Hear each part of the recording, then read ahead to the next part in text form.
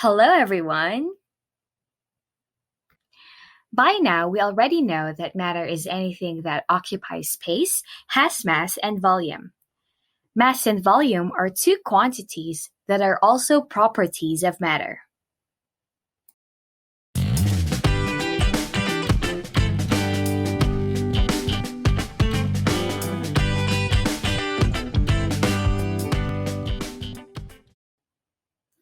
Matter has two basic properties: physical and chemical.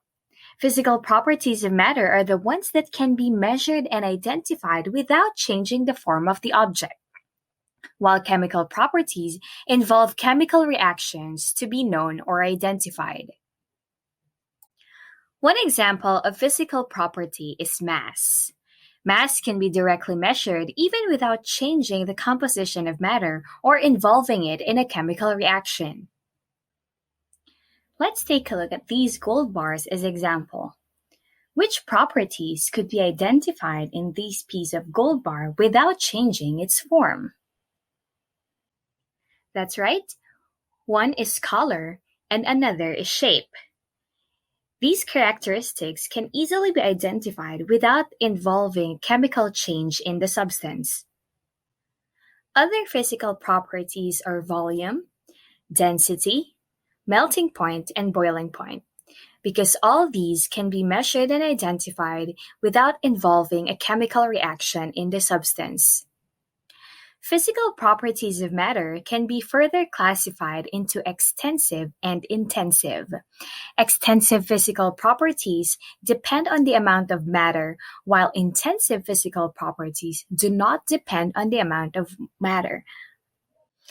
Let's explain this a little deeper by going back to the gold bar example.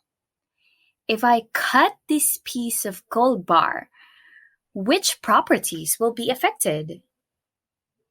Mass will definitely decrease if I cut this metal. That is together with its length, volume, and weight.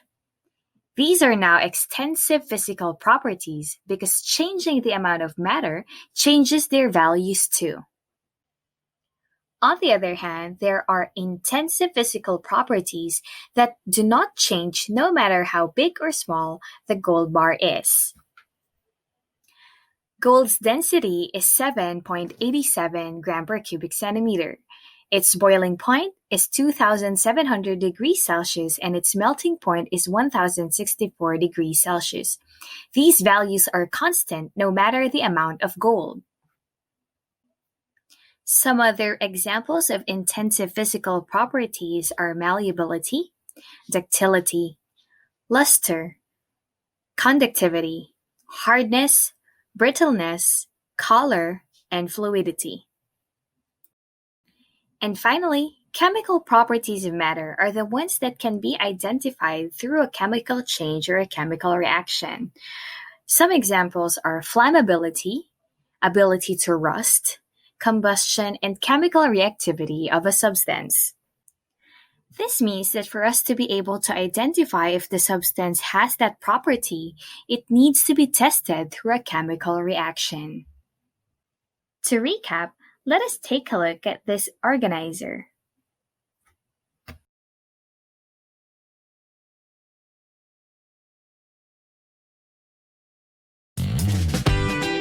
Did you like this video? Don't forget to like and subscribe to our YouTube channel